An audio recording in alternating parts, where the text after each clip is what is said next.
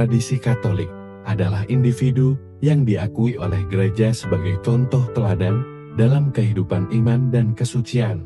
Mereka memiliki perjalanan hidup yang menginspirasi dan menunjukkan bagaimana kita dapat hidup dengan setia mengikuti Kristus. Halo sahabat Pasiarah semua, pada hari ini kita merayakan Hari Raya Perayaan Santo Bernardus dari Siena. Sejarah Santo Bernardus dari Siena sangat menarik dan penuh inspirasi. Santo Bernardus dari Siena memiliki peran penting dalam kehidupan gereja Katolik. Bagaimana Santo Bernardus dari Siena mendedikasikan dirinya kepada gereja Katolik? Sekilas cerita tentang Santo Bernardus dari Siena. Kesalahan hidup Bernardus dari Siena di luar dugaan telah dikenal oleh Santo Vincentius Ferreri. Gelar kudus yang diberi oleh gereja kepada Bernardus telah dikatakan secara jelas oleh Vincentius Ferreri dalam kesempatan khotbahnya di Siena. Dalam khotbahnya di Siena, Vincentius Ferreri secara tiba-tiba mengatakan kepada para pendengarnya, "Saudara-saudara, di antara kalian yang sekarang hadir di sini, terdapat seorang saudara kita yang nanti akan menjadi pengkhotbah besar dan akan dihormati gereja sebagai orang kudus. Ialah Bernardus yang ada di antara kalian." Bernardus lahir di Massa, Siena, Italia, pada tanggal 8 September tahun 1380. Semenjak kecilnya ia sudah hidup sebagai yatim. Ia dibesarkan oleh tantenya. Keluarganya tergolong keluarga berada. Tetapi cita-cita luhur yang berkobar dalam dirinya untuk mengabdikan diri kepada Tuhan membuat dia tidak menaruh harapan pada kekayaan itu. Ia menaruh perhatian besar pada nasib orang-orang miskin. Sekali peristiwa, bibinya mengusir seorang miskin yang datang meminta bantuan. Menyaksikan perbuatan bibinya itu, Bernardus mogok makan sepanjang hari karena ia terus memikirkan pengemis malang yang kosong perut itu. Bernardus kemudian belajar hukum gereja dan hukum negara. Setelah menyelesaikan studinya pada tahun 1397, ia masuk persekutuan Bunda Maria yang berpusat di rumah sakit terkenal Santa Maria della Scala di Siena. 3 tahun kemudian, ketika Bernardus menjabat sebagai direktur rumah sakit itu, wabah epidemi melanda kota Siena.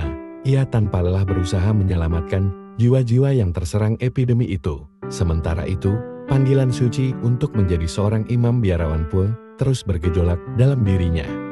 Maka pada tahun 1402, ia masuk tarekat saudara-saudara Dina Franciscus dan ditabiskan menjadi imam 2 tahun kemudian.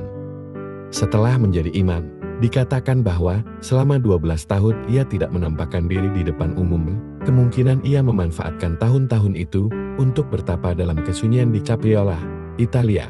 Setelah itu barulah pada tahun 1417, ia memulai karya misionernya di Milan dan menjelajahi seluruh Italia.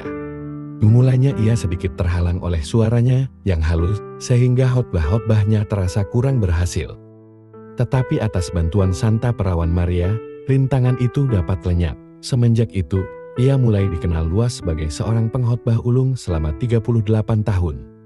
Dalam khotbah-khotbahnya ia mendesak penghapusan riba dan perdamaian antara kubu politik Wulf dan Ghibellin, serta mendorong umat untuk melakukan devosi kepada nama Yesus yang tersuci. Senjatanya yang paling utama untuk menentang setiap perbuatan kekafiran umat dan ketidakpedulian umat akan hukum-hukum Allah, ialah nama Yesus yang tersuci. Di atas nama Yesus itulah Bernardus memulai karyanya dan membangun hidupnya. Karena dituduh menyebarkan ajaran-ajaran sesat seperti menganjurkan devosi kepada nama Yesus yang tersuci, maka ia dipanggil ke Roma pada tahun 1427. Di sana untuk beberapa waktu, ia dilarang berkhotbah oleh Paus Martinus V tahun 1417 sampai tahun 1431. Tetapi, karena tuduhan-tuduhan itu tidak benar, maka ia diizinkan berkhotbah kembali. Oleh si Paus ia ditawarkan menjadi uskup Siena. Tawaran ini ditolaknya dengan tegas karena ia lebih suka berkhotbah di mana-mana untuk membaharui hati umat beriman. Di kemudian hari devosinya kepada nama Yesus yang tersuci direstui oleh gereja dan dirayakan secara khusus dalam liturgi gereja. Setelah berkarya selama bertahun-tahun, ia meninggal dunia pada tanggal 20 Mei tahun 1444 di Aquila, Italia. Karena karya pewartaannya sangat berhasil, ia dijuluki Rasul Italia. Demikianlah cerita perayaan Hari Orang Kudus pada hari ini. Semoga dengan perayaan ini iman kita bertambah.